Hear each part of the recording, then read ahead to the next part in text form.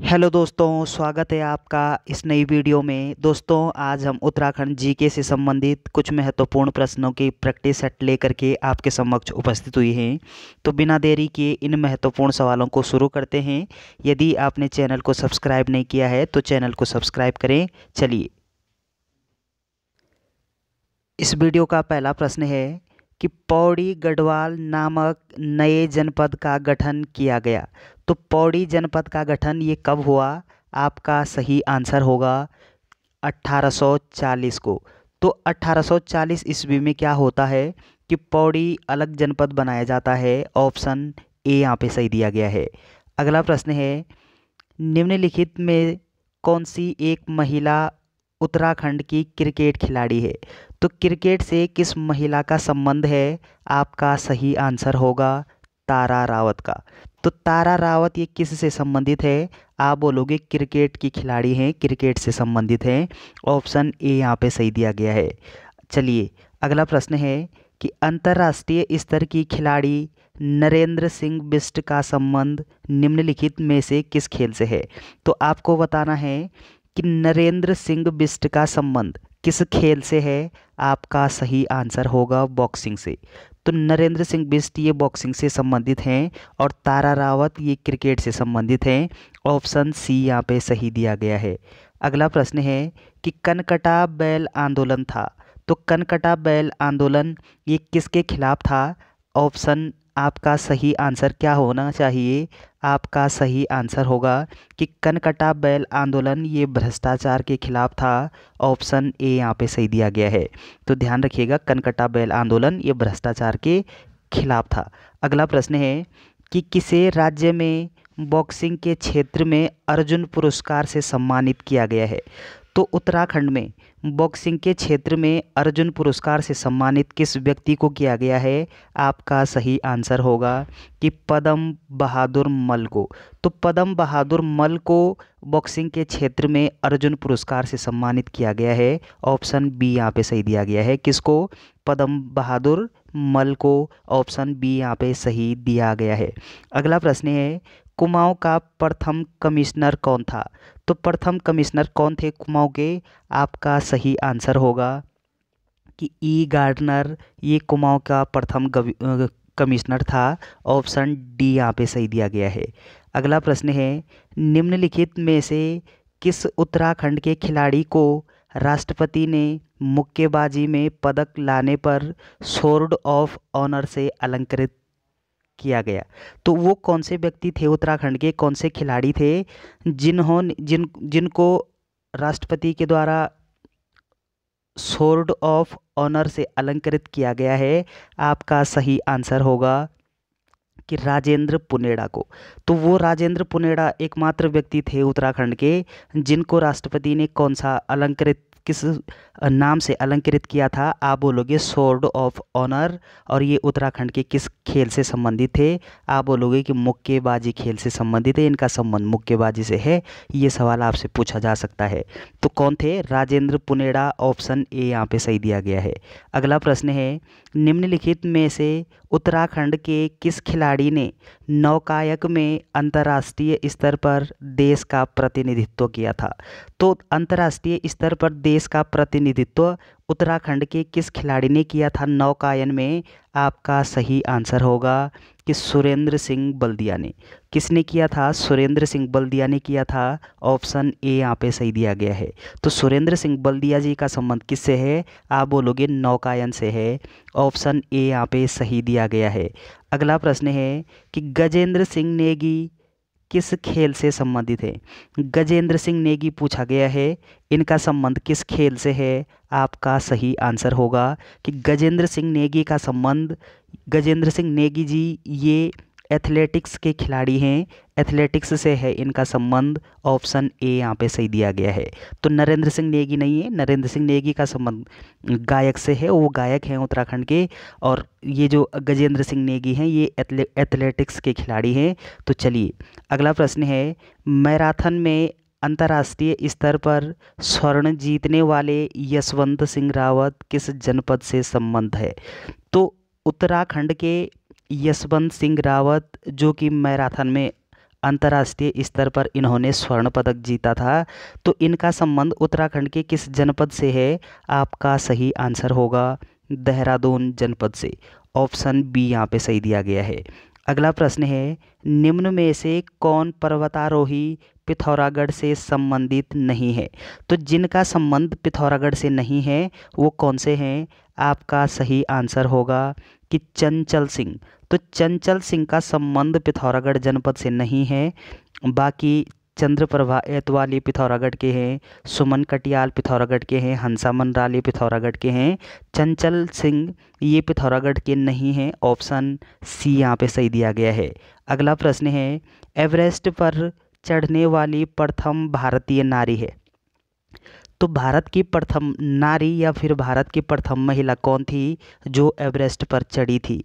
आपका सही आंसर होगा बचेंद्री पाल। तो बचेंद्री पाल भारत की एकमात्र प्रथम महिला थी जो एवरेस्ट पर चढ़ी थी। और ये बचेंद्री पाल, इनका संबंध किस जनपद से है? आप बोलोगे उत्तरकाशी जनपद से है। तो ये उत्तरकाशी की महिला हैं और ये सबसे पहले पूरे भारत में इन्होंने पूरे भारत की प्रथम महिला है ये जो एवरेस्ट विजेता बनी है। और अगला पॉइंट क्या ध्यान रखना है आपको कि बचेंद्री पाल एवरेस्ट पर कब चढ़ी थी? आप बोलोगे 24 मई। तो 24 मई 1984 को एवरेस्ट फतह किया था इन्होंने। ऑप्शन डी यहाँ पे सही दिया गया है। अगला प्रश्न है कि कांग्रेस के कलकत्ता अधिवेशन में उत्तराखंड से भाग लिया था। तो कांग्रेस का जो 1886 में कलकत्ता में अधिवेशन हुआ था उस अधिवेशन में उत्तराखंड से किस व्यक्ति ने भाग लिया था? आपका सही आंसर क्या होना चाहिए? ज्वाला दत्त जोशी। ऑप्शन सी यहाँ पे सही दिया गया है। अगला प्रश्न है कि अर्जुन पुरस्कार विजेता हर्षवंती बिष्ट का संबंध है। तो हर्षवती बिष्ट, इनका संबंध किस खेल से है? यानी इनका संबंध किस खेल से है इनका संबंध? और ये अर्जुन पुरस्कार विजेता हैं। आपका सही आंसर होगा पर्वतारोहण से। तो हर्षवती बिष्ट ये पर्वतारोहण से संबंधित हैं। ऑप्शन ए यहाँ पे सही दिया गया है। अगला प्रश्न है कि बचेंद्री पाल ने एवरेस्ट पर फतह की थी। तो बचेंद्री पाल एवरेस्ट पर कब चढ़ी थी? आपका सही आंसर होगा कि 24 मई 1984 ईस्वी को। ऑप्शन सी यहाँ पे सही दिया गया है। और बचेंद्री पाल ये भारत की प्रथम महिला हैं जो एवरेस्ट पर विजयी प्राप्त की थी उन्होंने, जो एवरेस्ट पर चढ़ी थी। ऑप्शन सी यहाँ पे सही दिया गया है। और इनका संबंध किस जनपद से है? उत्तरकाशी से। अगला प्रश्न है कि श्रीनगर का प्राचीन नाम क्या था? तो आपको बताना है कि श्रीनगर का प्राचीन नाम क्या था। आपका सही आंसर होगा भल्ला गांव। तो श्रीनगर को भल्ला गांव नाम से भी जानते थे। ऑप्शन बी यहाँ पे सही दिया गया है। अगला प्रश्न है कि वंदना कटारिया किस खेल से संबंधित है? तो वंदना कटारिया का संबंध किस खेल से है?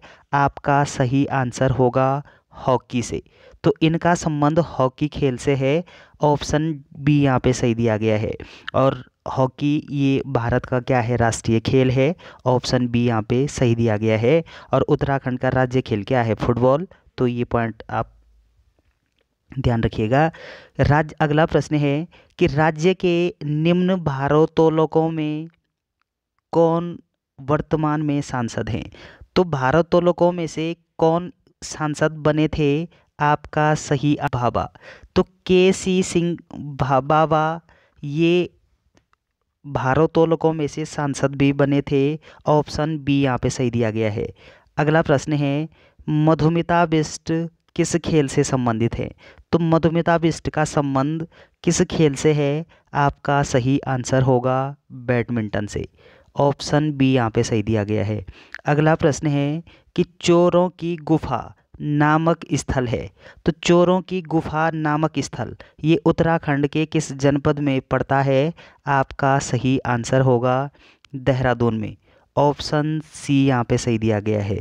अगला प्रश्न है कि डॉक्टर पीताम्बर बर्थवाल पुरस्कार किस क्षेत्र में दिया जाता है? तो पीताम्बर बर्थवाल पुरस्कार बताना है इसका संबंध किस क्षेत्र से है? आपका सही आंसर होगा साहित्य क्षेत्र में। तो डॉक्टर पीताम्बर बर्थवाल नामक जो पुरस्कार है ये साहित्य के क्षेत्र में प्रदान किया जाता है। ऑप्शन ए यहाँ पे सही दिया गया है। अगला प्रश्न है, दून का सम्मान किस क्षेत्र में दिया जाता है? तो दून का सम्मान किस क्षेत्र में प्रदान किया जाता है? आपका सही आंसर होगा इसमें से कोई नहीं, ऑप्शन डी यहाँ पे सही दिया गया है। तो चलिए अगला प्रश्न है, अंतर्राष्ट्रीय हिमाद्री उत्तराखंड संस्कृत सम्मान के तहत कितनी धनराशि पुरस्कार स्वरूप दी जाती है? तो कितनी धनराशि दी जाती है? आपका सही आंसर होगा कि 11 लाख रुपए। ऑप्शन सी यहाँ पे सही दिया गया है। तो 11 लाख रुपए की जो धनराशि है वो किस पुरस्कार के अंतर्गत दिया जाता है? आप बोलोगे अंतर्राष्ट्रीय हिमाद्री उत्तराखंड संस्कृत सम्मान। तो चलिए अगला प्रश्न है कि किस भाषा साहित्य को प्रोत्साहन देने हेतु जयश्री सम्मान दिया जाता है? तो भाषा साहित्य को प्रोत्साहन देने हेतु कौन सा सम्मान दिया जाता है? आप बोलोगे जयश्री सम्मान दिया जाता है। किस क्षेत्र में दिया जाता है? किस क्षेत्र में किस भाषा के लिए प्रदान किया जाता है? आपका सही आंसर होगा कि गढ़वाली भाषा के लिए दिया जाता है। ऑप्शन ए यहाँ पे सही दिया गया है। अगला प्रश्न है कि उत्तराखंड से 2018 में राज्यसभा सांसद कौन चुने गए हैं? तो 2018 में राज्यसभा सांसद कौन चुने गए थे? आपका सही आंसर होगा कि 2018 में अनिल बलूनी ये राज्यसभा सांसद चुने गए थे। ऑप्शन सी यहाँ पे सही दिया गया है। अगला प्रश्न है कि भारत रत्न पाने वाले उत्तराखंड के एकमात्र व्यक्ति हैं। तो कौन से हैं वो एकमात्र व्यक्ति जिनको भारत रत्न से सम्मानित किया गया है? आपका सही आंसर होगा गोविंद बल्लभ पंत। ऑप्शन डी यहाँ पे सही दिया गया है। और गोविंद बल्लभ पंत को भारत रत्न से सम्मानित कब किया गया है? आप बोलोगे 1957 में किया गया है। तो चलिए ऑप्शन डी यहाँ पे सही दिया गया है। अगला प्रश्न है कि कत्यूरी राजवंश की भाषा थी। तो कत्यूरी राजवंश की भाषा क्या थी? आपका सही आंसर होगा संस्कृत। ऑप्शन सी यहाँ पे सही दिया गया है। अगला प्रश्न है कि चिपको आंदोलन का नेतृत्व किसने किया? तो चिपको आंदोलन ये किसके नेतृत्व में हुआ था उत्तराखंड में? आपका सही आंसर होगा गौरा देवी के नेतृत्व में हुआ था चिपको आंदोलन। और कब हुआ था? आप बोलोगे 1974 ईस्वी में होता है। और इस चिपको आंदोलन का संबंध ये किस जनपद से है? आप बोलोगे चमोली जनपद से इसका संबंध है। तो चिपको आंदोलन ये उत्तराखंड चमोली के रैणी गांव से शुरू होता है 1974 में। और इसका नेतृत्व गौरा देवी जी करती हैं, इसलिए गौरा देवी को 1986 में वृक्ष मित्र पुरस्कार से सम्मानित भी किया जाता है। ऑप्शन ए यहाँ पे सही दिया गया है। अगला प्रश्न है कि हरिद्वार में शांति कुंज की स्थापना किसने की? तो शांति कुंज कहाँ पर है? आप बोलोगे हरिद्वार में है। और इसकी स्थापना किसके द्वारा की गई है? आपका सही आंसर होगा कि पंडित श्री राम शर्मा के द्वारा। ऑप्शन सी यहाँ पे सही दिया गया है। अगला प्रश्न है कि हिंदी साहित्य में ज्ञानपीठ पुरस्कार पाने वाले प्रथम व्यक्ति हैं। तो प्रथम व्यक्ति कौन थे जिनको ज्ञानपीठ पुरस्कार से सम्मानित किया गया है हिंदी साहित्य में? आपका सही आंसर होगा कि सुमित्रा नंदन पंत। कौन थे? सुमित्रा नंदन पंत थे। और इनको ज्ञानपीठ पुरस्कार कब प्रदान किया गया है?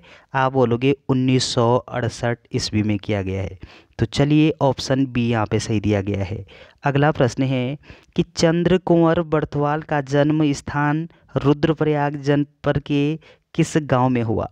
तो चंद्र कुंवर बर्थवाल का जन्म ये रुद्रप्रयाग के हैं। और रुद्रप्रयाग के किस गांव में होता है इनका जन्म?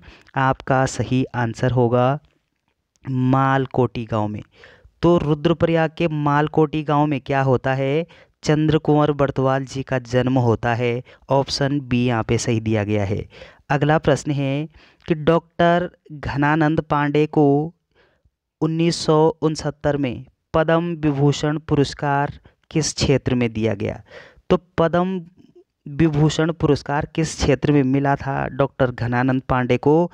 आपका सही आंसर होगा विज्ञान के क्षेत्र में। ऑप्शन बी यहाँ पे सही दिया गया है। और कब दिया गया है? आप बोलोगे 1969 में दिया गया है। चलिए अगला प्रश्न है, सुंदरलाल बहुगुणा को पद्म विभूषण 2009 में किस क्षेत्र में मिला? तो सुंदरलाल बहुगुणा को पद्म विभूषण कब मिलता है? आप बोलोगे 2009 में मिलता है। और किस क्षेत्र में मिलता है इनको? आपका सही आंसर होगा पर्यावरण के क्षेत्र में। ऑप्शन सी यहाँ पे सही दिया गया है। तो चलिए दोस्तों, ये कुछ इंपॉर्टेंट प्रश्न थे। वीडियो अगर आपको अच्छी लगती है तो चैनल को सब्सक्राइब करना ना भूलें। Thanks for watching.